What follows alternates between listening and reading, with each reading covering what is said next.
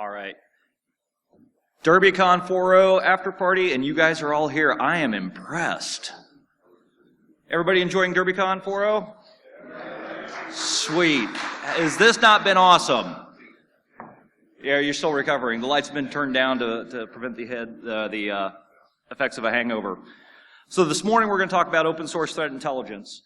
And one of the things that I loved about DerbyCon this year was the fact that it was family-centric. And originally, my family was supposed to be coming down to DerbyCon. Till we had this discussion with my wife and I, where she started looking at some of the information. And of course, the thing I key in on is that my talk is bland. That's what I heard. Now, if you read the full thing, she actually did say that. So I started ranting to Larry about the fact that it was bland, and he suggested we go with another topic. So we're dropping the open source, or the bland topic, and we're going with sexy explosions this morning. So I like to tell people that I'm a jaded InfoSec person. What that translates to is a quarter of a century of hearing people tell me, well, that's not fair, that's not how attacks go, blah, blah, blah. I am not a doctor. I just tend to be more comfortable wearing a suit than anything else. That comes from a lot of years working where I had to wear a uniform. Today's topic is going to be focused more on threat intelligence and what we can do for our organizations. So it's going to be a little bit of technology based with a little bit of program side of the house, business management of a threat intelligence program. So a little bit about me. I'm an Iowa farm boy. This was before I was jaded, by the way. I am a geek. This is sitting actually in my home office, much to the chagrin of my wife, who says I spend more time with this than I do with her. And I can say that that is not the case because I have 4 children. I am a veteran of the United States Navy. Are there any other veterans in here? Ladies and gentlemen, thank you very much for your service. Greatly appreciated.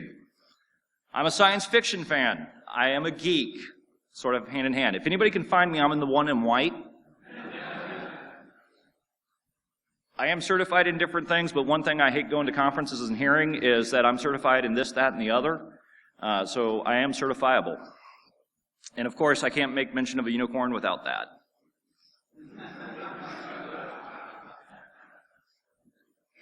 So while I don't have all the answers, I will take time to respond to requests, to emails, to chats, stalks on Twitter, text messages.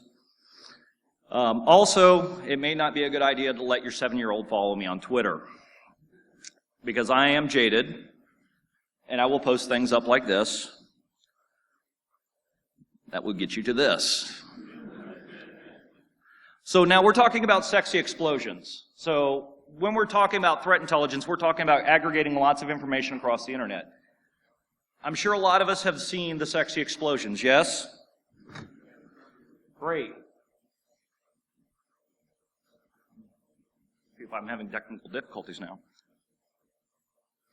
Ooh, amazing. What does that tell us? It looks pretty, right? It's great to put up on the SOC when the executives come in the room, because now we can say, you know, we're watching the internet. So what if we had the ability to prevent incidents and get out in front of some of these things that actually are targeting our organizations? Pardon me while I put my glasses on so I can read. So things like sites that are distributing malware, systems that are launching spam campaigns, folks that are scanning networks, knowing where phishing attacks are coming from as well as where those attacks are originating at. Where we can proactively defend our business and see what's actually going on out there on the Internet of Things. So to give you a brief overview of today's topic and what we're going to do, and this is going to be available online thanks to Iron Geek, who is an absolute machine at getting these things cranked out. If you haven't had the opportunity to go thank him for giving back to the community, make sure you do. Him and his team are outstanding. So in the beginning,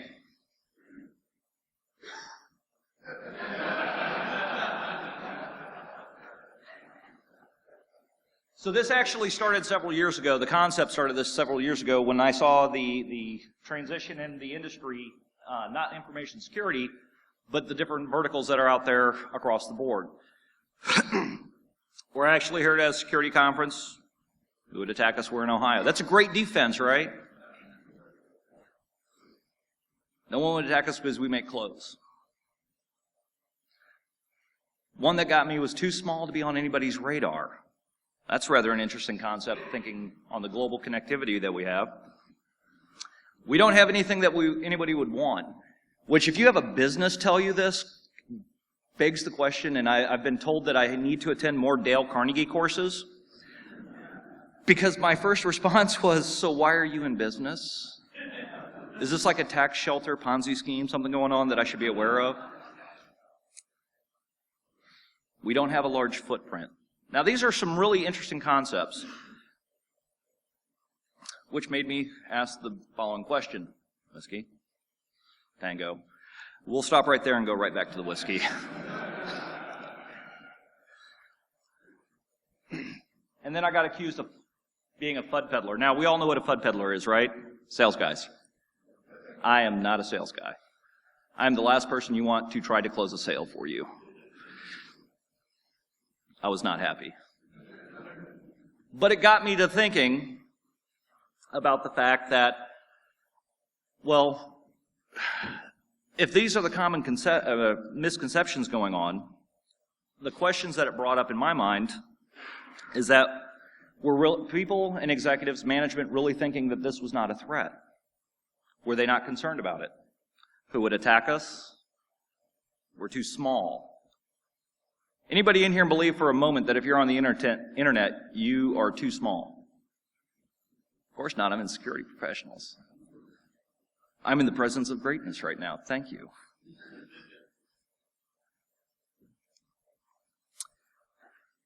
So what I'm seeing is everybody's wearing rose-colored glasses. So being that I'm one of those individuals, and I think there's a lot of people in here in the room this morning that have to know the why, how something works. So what I ended up doing was going at it and approaching it from the aspect of collecting that data. So I had to figure out somebody that I could sacrifice. Now, either I'm too old or you don't know who Lee Harvey Oswald is. Let's just say that Kennedy really should have had a closed top. Never mind. So this all started out using a residential IP address space. Very small footprint, very small system. I was just using it to collect data. So the system came up online. I was monitoring it. I was doing that lovely thing of log monitoring. Anybody in here deal with PCI? Yeah, we all monitor our logs, right? Yes. So I put the system up online, but that brought up the question of whether or not anybody was going to attack it. So 34 minutes after the system came up online, it's got its first attack, which, rock on, it's Korea. They're our allies, right? So it's not that bad. The first web attack came in a little over a day later, but that's okay because they're from Texas. God bless Texas. So I had somebody who actually asked me, why do I think I was being attacked? Well, number one, I didn't promote it to Google, Bing, Yahoo, or for those of you who are old enough, Alta Vista. Ask Jeeves. Yeah, that didn't go out there. It was not part of any registered domain. This is a straight IP address. So there's no domain association. This is not a new system on the internet. It's just out there. And again, I just threw it online. Plus, because I was doing a little bit of log analysis, I'm pretty sure that's not normal web traffic. So I started collecting some of this data, and as I started going through, I was like answering my own question. Okay, so who's interested in me? So I started doing a little bit of visualization around, where we're at, and these are all open source tools. They will be listed later in the slides, so you guys can go out and do this yourself. Because we have enough time to do that, right? Because we go to work and we don't really have a job. We just Yeah. So, but this could be coincidence because I'm from Columbus, Ohio, and for those of you who don't know, Columbus has some very large organizations. So I might not have been the actual target, right? Yeah. No. However, now, because of the fact that I do have that bulldog mentality, that hacker-esque view of things, I needed to get more information. So I started looking at ways of calling in favors and going the route of honeypot deployments. Now, anybody ever in here work with honeypots? Okay, Brent, put your hand down. So I started looking at different honeypots, and what I ended up coming across was this little honeypot called Diana, which is great because it captures all the information, and these attackers are very willing to give you all this information. But great. So what could I do with it? Well, I am a capitalist, so I keep what I kill, or in this case, what they were able to give me. But what it also gave me is from an intelligence aspect, where the source was originating. Now, not so much what country was the actor in, but where the IP was coming from, which if that system's compromised, bad, no good. Was it automated, or was it a person behind the keyboard? Now, after a couple of months of monitoring this, it was really easy to start identifying the automated attacks. But Diana allows you to replay some of the secure shell sessions. So I was able to actually watch somebody like backspace. And I was like, cool, that's an actual person. Part of me wanted to break in and start a talk session with them and say, hey, welcome, thank you. You're going to make a conference. It also allowed me to monitor the historical progression of bad. So as I started seeing the system come up online, and the longer it stayed online, I was able to see more and more attacks. Now, I am a capitalist, so I was taking their tools, and I have my partner who's a reverse engineer, so he can actually tear this stuff apart and take a look at it, and then we just throw it in our arsenal.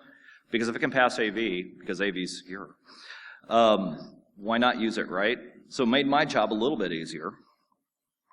But we could also use it to start cataloging malicious software as well.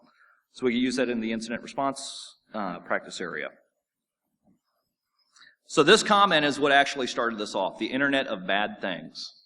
That was where the claim to FUD came from. And for those of you who are unaware, bad things do happen on the Internet. So prior to the commercialization of the Internet, very small, very controlled environment.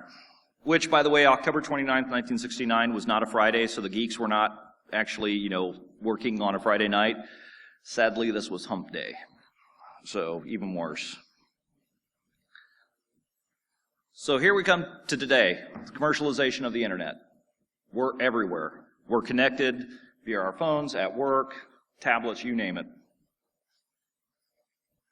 So as the commercialization occurred, we started seeing more and more fraud activity, criminal activity, targeting consumers and organizations.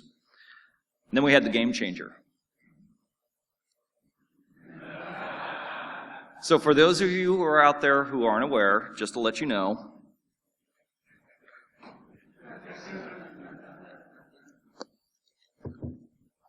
he seems like such a nice man. He doesn't speak English well. So, what is a threat intelligence program? Is it a bunch of IP packets represented bouncing back and forth across the Internet? Well, yes and no. So, threat intelligence is not Google. It's part of the tool that can be used. But when we talk about threat intelligence, it's being able to ultimately make those decisions. So it's not the Internet. Yeah, I went wrong on that one. Collecting things and doing nothing with it. How many of us work in organizations that are data hoarders? We're going to keep the data forever. Why? So we have to actually do something with the information we collect, right? So that's something to keep in mind. Great. Once we get it, what do we do with it? I can turn it into a brooch. I can turn it into a dragon. But can I turn it into something of value? Threat intelligence is not meant to replace the boots on the ground. This is an augmentation tool. You need those analysts, you need those folks on the ground to actually start taking action on it. Nor is it a substitute for the stopping of monitoring your networks. You have to keep eyes on them. You guys heard of a little company out of Minnesota called Target? They have some really cool things like FireEye, which they're like really good at identifying this stuff and alerting on it. In fact, there's reports that I've seen that said that they had received like 60,000 reports in 2 weeks that they never acted on. So we have a failure within acting on information that was provided. Now, threat intelligence from a management perspective, and this is one of the key areas that we struggle with as an industry, is we've got some really great technology, we get really great people, we're not managing it.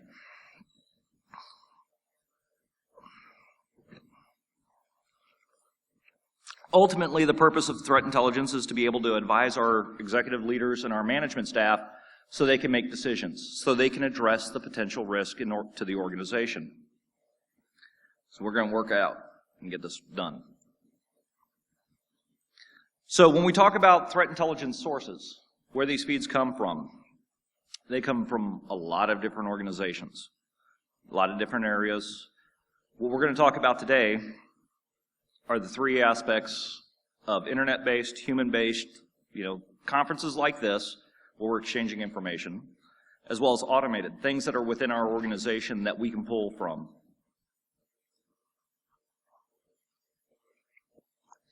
So during the planning aspect, we actually need to come up with a plan. I deal with a spouse that has OCD, so she plans everything out for me. By the way, she was planning to come to DerbyCon up until that comment, so I threw a wrench into that when I was told that I was bland. But we have to be able to address what it is that we want to accomplish with the results. What do we want to be able to do? Where can you get it from? One of the key aspects also is what's the confidence in the information that you're getting? Because the internet is comprised of being able to get data from a lot of different places. We have all these little data islands out there, and we've got to be able to get it to a point where we can actually leverage and use it. However, one of the things that I discovered when I started pulling this down, I was like, great, I find all these sources. So I started, putting all these things together and started downloading all this information, and it felt a little like this. Didn't go over well, because the internet has a lot more information than I could possibly imagine. But we get into the next stage of it, and that's the collection. We've got to have it accessible and available to us. So in my case, because this was a pet project, I went with no commercial feeds. It was whatever I could scavenge off the internet. Had to be timely and current. Why? Because it does me no good to find a list for SSH scanners from 2002, right? Does that provide me any value? Source confidence. Is this somebody that's just generating a tool based upon alerts they're receiving, or is there somebody behind it that's actually doing some analysis behind it? And I'll rank that based upon that information that's provided. Does it give me what the information that I need in the detail? So again, different types of sources, and my slides apparently have decided to take their own direction. Because that's all messed up. Oh, that's really bad. I do apologize. So the different types of formats that they can come in, and I do not know why it's doing this. Bad slide. Oh.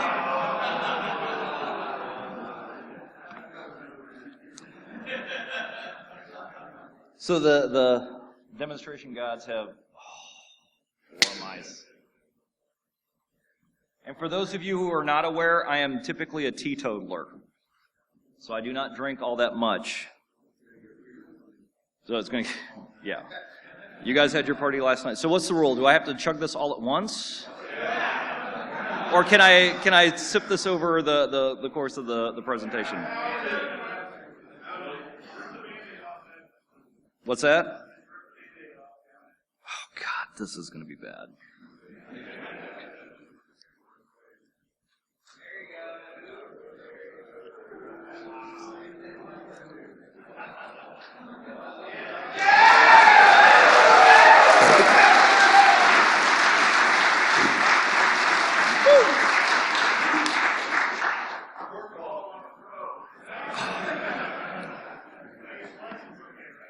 Now my slides look a lot better now.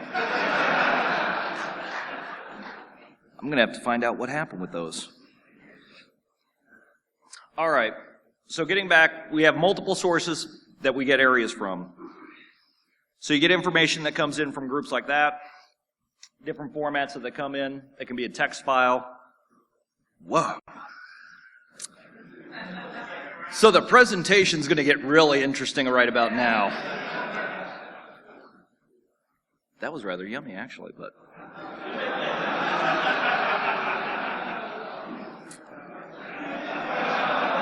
Oh, no.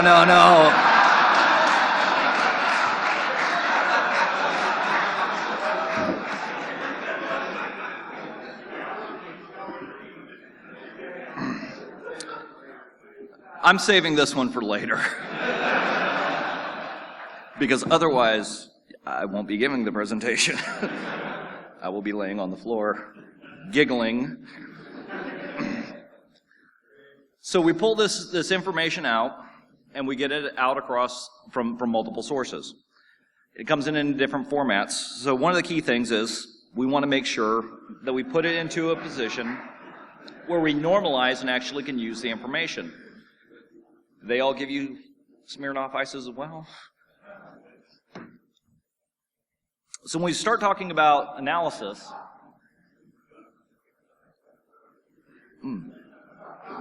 oh wow. Normalization, validation, assessing it, and getting it categorized. Why is that important? Well, things like IP Viking or FireEye's threat map are great for getting the view of the internet.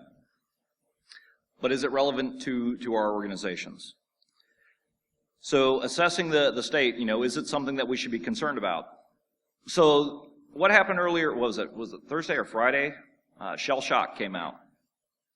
Yet another instance of Microsoft going, yay, it wasn't us.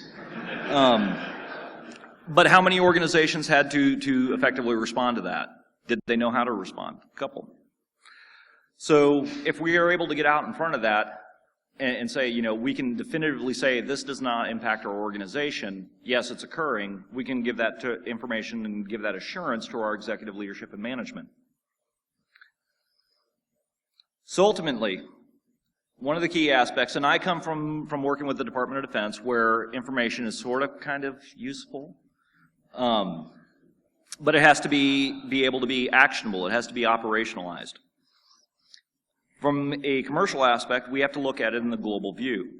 So if we start saying things attack branch offices or that are happening in locations where we have a business dependency on, we need to consider that as well as part of our threat intelligence program. Also, it must be flexible. We have to be able to adapt to be able to respond to a number of aspects from various threats and attacks. So from a dissemination, getting information out to the organization, there's really only two primary consumers. We have the actual business units, the folks that we support, the folks that are kind enough to pay our salaries. We want to keep them happy, right?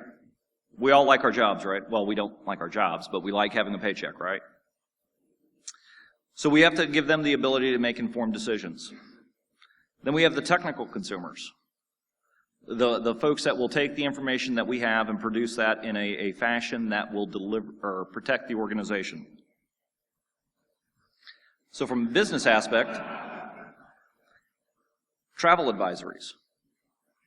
Being able to tell, where a country of origin attack is originating from or where it's perceived to be coming from. As well as the general internet threatscape.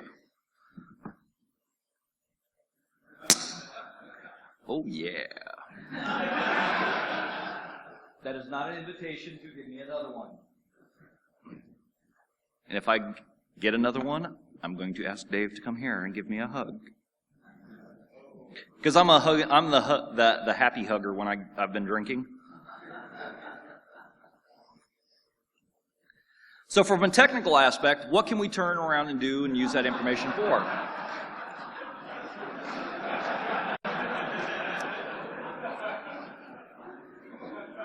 So we can create router access control lists. So this is one of the things that when I came over from the Department of Defense and the federal government that I found somewhat hilarious was the DoD has a tendency, we block everything and then you have to actually justify why it goes open. Commercially, it's like we're going to open everything and then shut it down when we're told to do it. But we can create router access control list. Firewall.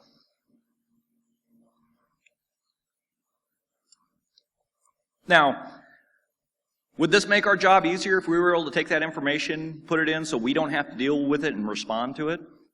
Because we don't want to deal with that. We all like to talk about incident response and forensics because those are the cool things, right? That's what CSI and NCIS and they teach us. That's where the sexy stuff happens, right? If you ever live through an incident, it's not sexy.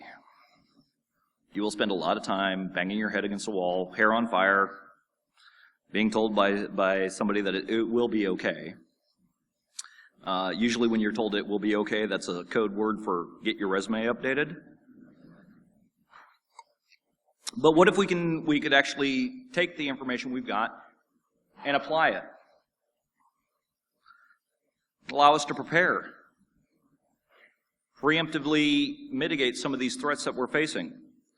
Allow us to do some enhanced monitoring. So with shell shock coming out, some of the signatures that are being made available, we can actually start looking at and following, right?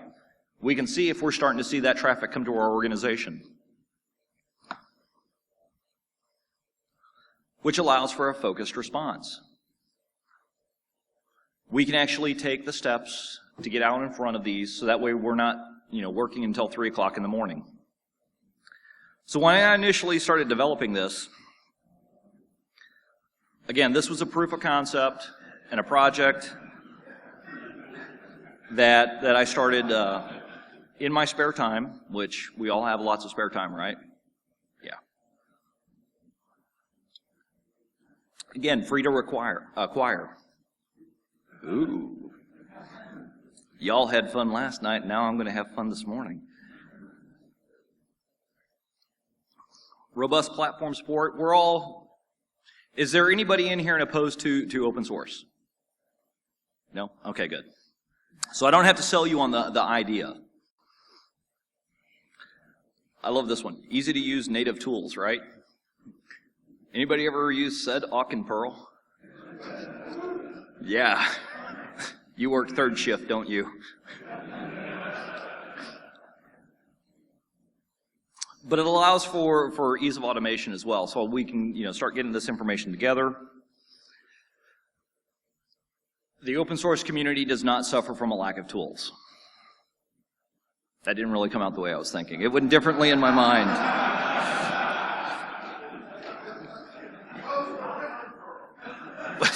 Okay. So I get an idea, which is never a good thing. Because I still like to think that I'm as technical as I used to be, but I am not. So I will bother people after I Google. So I started building this application that would actually start going out and doing the heavy lifting because I didn't want to do this on a repetitive basis. Started getting feeds from different sources that I'd found, which that's a lot of Google time. Although some of the ads that would pop up after I would do these searches was quite unique, and they were not ones that I can show in public. One of the key things that I'd mentioned was the normalization of information. So all these different formats, whether they were coming in an RSS feed, HTML, raw text documents, I needed to put them in a way that I could actually use it. And then put that information into a database because, that's sexy. And then I started getting into the idea of, I don't want to have to sit there and query information all day long, so we'll automate it and create a script so that way it'll provide me daily reports. and then provide geographical summarization. Now, at this point, other than the public sources that I was pulling from, I was also calling in favors and coercing some of my coworkers to place honeypots that I'd provide them all over the U.S. Which, by the way, trying to get your grandparents to understand what a honeypot is, not as easy as you would think. Trust me, Grandma, just put it online. Which she responded to with, "Aren't you always telling me not to click the links?" Yes, I'm not the bad guy. So I actually deployed at one point about 15 different honeypots across the U.S., geographically dispersed, both in commercial, which was really interesting because a lot of the customers I was working with, they loved the idea because I would share that information back with them. So now they're like, wait a minute, I can get additional information. And in the back of my mind, I'm hearing, for free? And I'm like, cool, okay, sure, we'll do that. But when you have distributed systems like that, you need to be able to way to get it back to the hive. Anybody know where this is from? Very good. Nobody's Geek Card gets pulled today. I gave that to a bunch of auditors, and they looked at me like I was insane, and then I was like, yeah, this is why I don't like auditors. So I needed a method to get all the information back, aggregate the information, normalize it, process it, and provide the ultimate management report back to me, which was nothing more than a scripted HTML file, because I'm lazy. So ultimately, and this is where I'm going to try and do a demonstration, so hang on with me. So one of the applications that I came across during this was a little application from the folks in the Collective Intelligence Framework. Anybody ever hear of them? Couple? These guys are awesome. Okay, that's not working. Actually, it probably would work, but I'm on my second Smirnoff.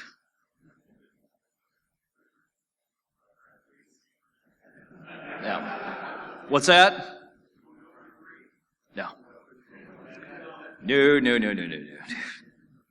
Love you, man.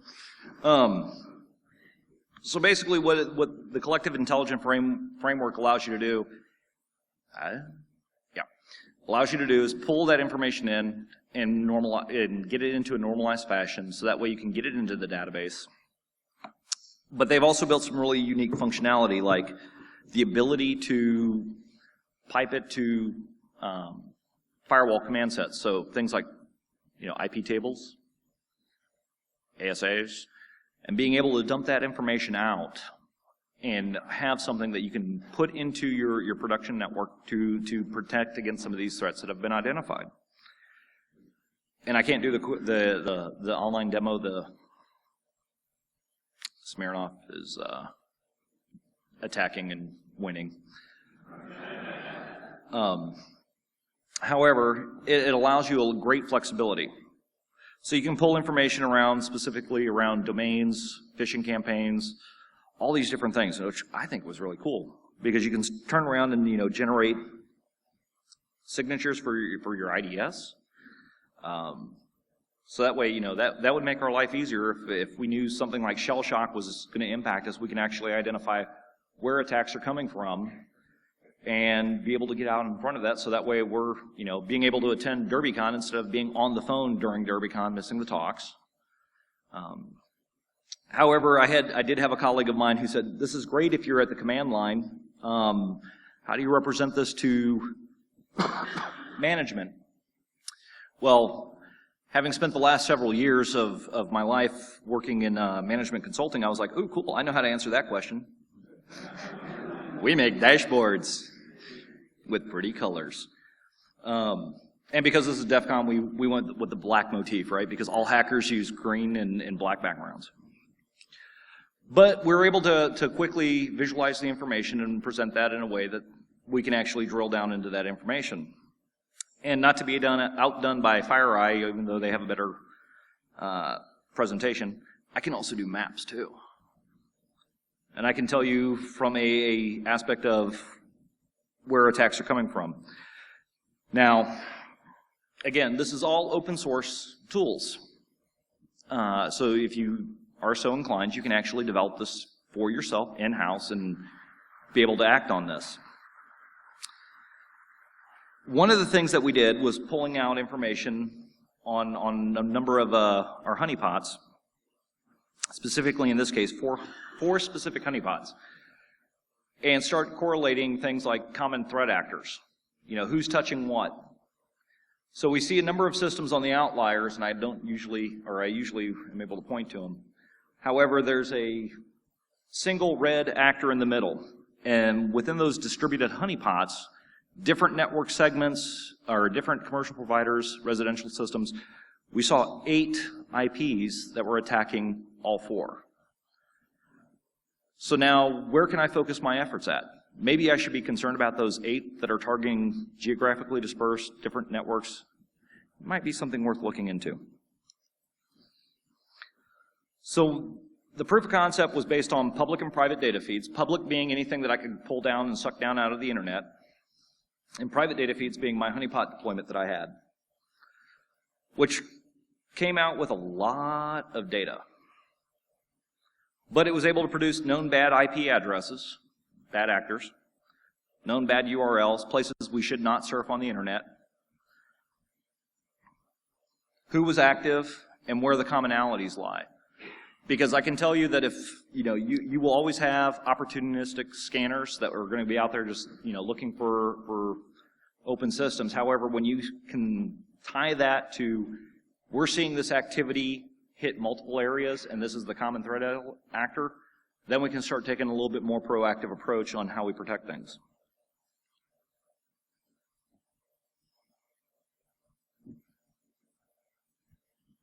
Slide am I there? So originally, when I started building this, I built this out of spare parts, things that were just lying around my lab, and put this together. Started, again, using some of the native tools. Anybody in here in Perl versus Python? Where are my Perl people at? Yeah. Where are my Pythons? We're a dying breed, aren't we, Perl? We'll be around. We are the next COBOL of the internet. Y3K. So started developing some of the aspects around this. Again, nothing fancy. Found out that I was processing on average about 700 to 900 megs of data per hour, which that's aggregating the information, scrubbing it, sanitizing it, removing duplicates, and getting it back down to the aspect of being able to manage. So strategically, I was able to see who was interested in little old me, able to identify new attack profiles, and one of the ones, and I don't have time to get into it today, how many of you remember the AdServe Yahoo stuff that happened back last year? Couple? I actually have evidence of the attack occurring back in October,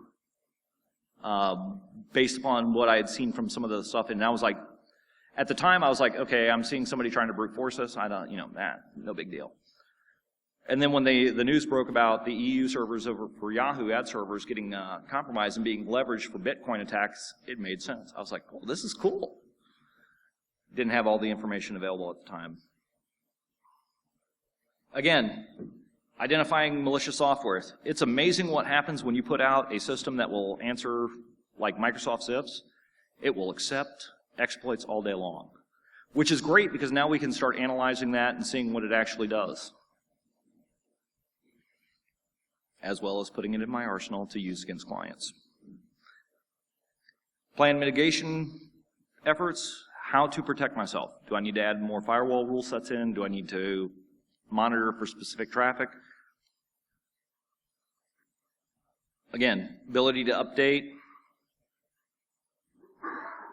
ability to identify malware quickly. Now, one of the things that was built into the platform was the ability to take an MD5 sum or a SHA-1 and throw that in and say, okay, has this been seen anywhere else? Yes, no. If it's yes, need to take a little bit more look into it. and draw maps of interest, because I'm a geek. So one of the things that I did was over a 3-month period, from 90 different systems, being able to gather that log data together and actually start analyzing it. And what I discovered was that ability to identify maps, or maps, right? No, domains that had flagged from the traffic that I'd collected. Ultimately, what I was able to distill that down to was that 3 required additional looking into, because there was no way I could trace that back to an event occurring on my network that had gone out for that call. So actually looking into it. And then from an IP-specific standpoint, was able to look at how many people were trying to come in, as well as what systems were being called out, which we were able to actually identify that on my daughter's laptop, she'd been infected, which was kind of cool. But back to the original question. Oh my goodness.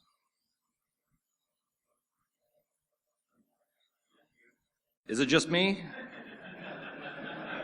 How is that coming across it? I'm looking at it on here, and it's like, wow, wait a minute. And then I see up there, and it's the ice. But getting back to the core aspects, what I was able to be able to define, God, these are horrible, was answering the question of who would attack us. Well, if you're on the internet, guess what? Target, you are one. That there's no such thing as having a small footprint. You're not on anybody's radar, that's a misnomer. But unfortunately, management and our leadership sometimes actually believes that. We're a small regional organization. Who would be interested in us? Has anybody ever heard that? Never, right? Now, that brought up another aspect of understanding, why is it that we're targets? Well, this is an aspect that when we talk with executive leadership, we need to convey, is that the data that we're handling is not necessarily the same thing that criminals are looking at. Criminals very rarely are actually concerned with just the credit card data. They want to monetize the asset. And for those of you who aren't familiar with this is, do you guys know Brian Krebs? Might have heard of him, little guy. So this is the value of a hacked PC to a criminal organization and what they will use it for. So we got everything from hosting child porn, which that would be a fun one to come in on Monday morning and find the Secret Service there to, abscond our systems. Accessing corporate email, because that would never happen, right?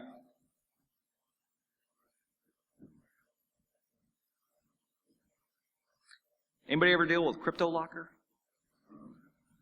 How do you handle that? Did you pay the fine, or did you just say, what's that? Restore from backup.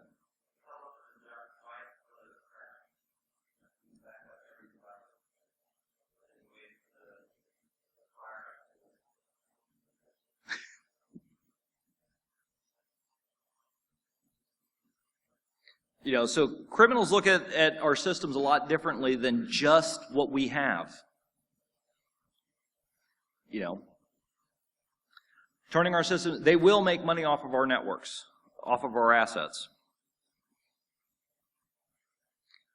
Whether it's for direct access to cardholder information if you're PCI, or medical records if you're medical, healthcare industry, they will find a way to make money off of it. Because to them, a computer asset on your network is criminal currency. They can trade that. So ultimately, what did I accomplish in all this? Well, I quantified that there is the bad things happen on the internet. Now, that shouldn't shock most of us. However, when we start talking with management and leadership, it tends to shock them very much. Being able to pull public information out and distill that into an aspect that we can convey a message to our leadership and our technical side of the house to protect our organizations is also a benefit. We can bring actual value, because a lot of the time security is seen, is anybody in here seen as like the good guys? 1, 2, 3. Normally security, in InfoSec, we have this, we're always the guys that say no. And really that's not our job. Our job is to educate, document, escalate, and allow the business to make the decision. But being able to provide additional value to the organization and being able to demonstrate that to them is a double win for us. So ultimately what I ended up learning out of all of this, and what that says is that size matters. Although my slides are messed up. Or is it actually the ice? Is this all legit? Can you... being able to find out the information associated with what bad was on my network.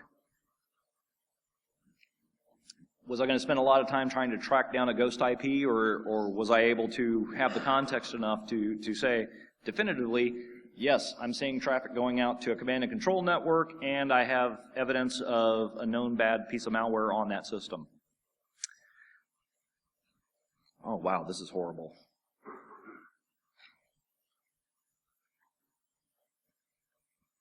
I do not know what happened with my presentation.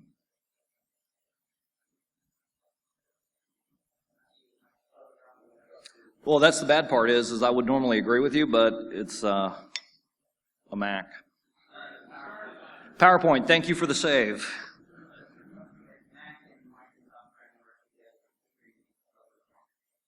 It's not working.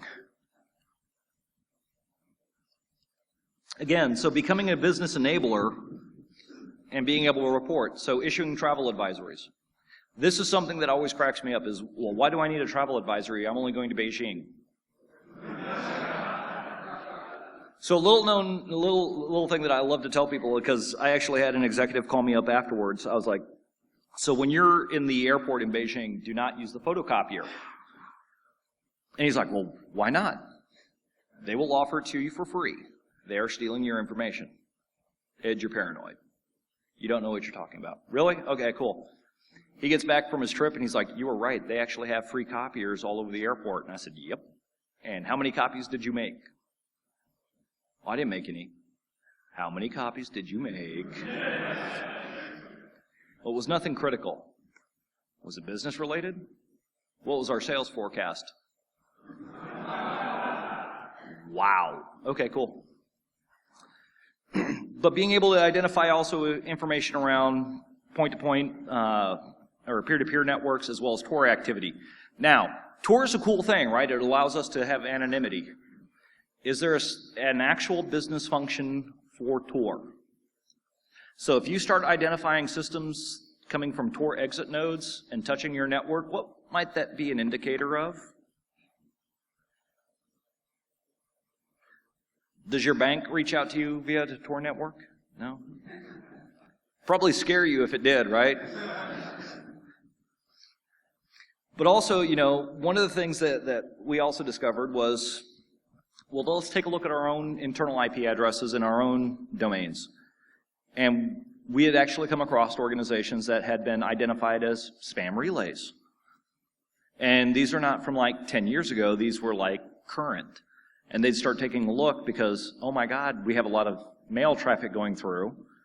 And then they discovered, oh yes, by the way, yeah, we still had an open relay. What? It's 2014, right? You have an open relay? Cool.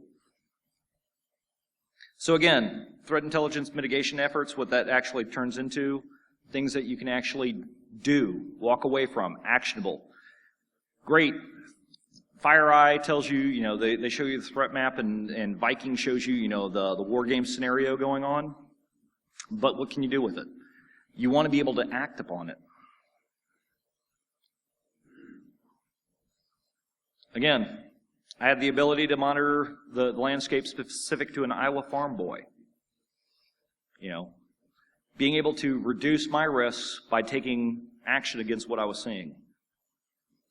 From a business perspective, being able to understand what the risks were that we were facing so the business can make the decision on whether or not they were going to address it. Has anybody ever worked in an organization where somebody just blindly accepts the risk without understanding it? No? It's never happened. And that is all I have.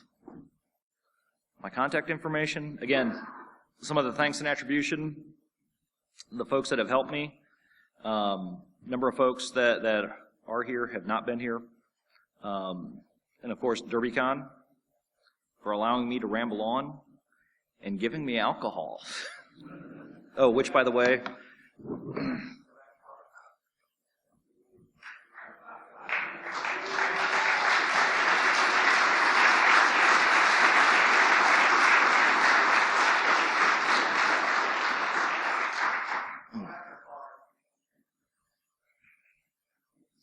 really? You're all going to key in on the QR code, aren't you? At a security conference? No.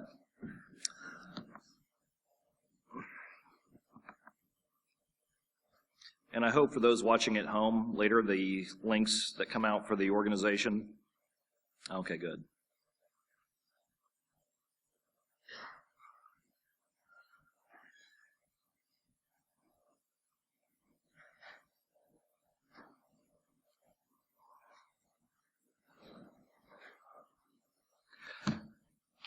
Sweet.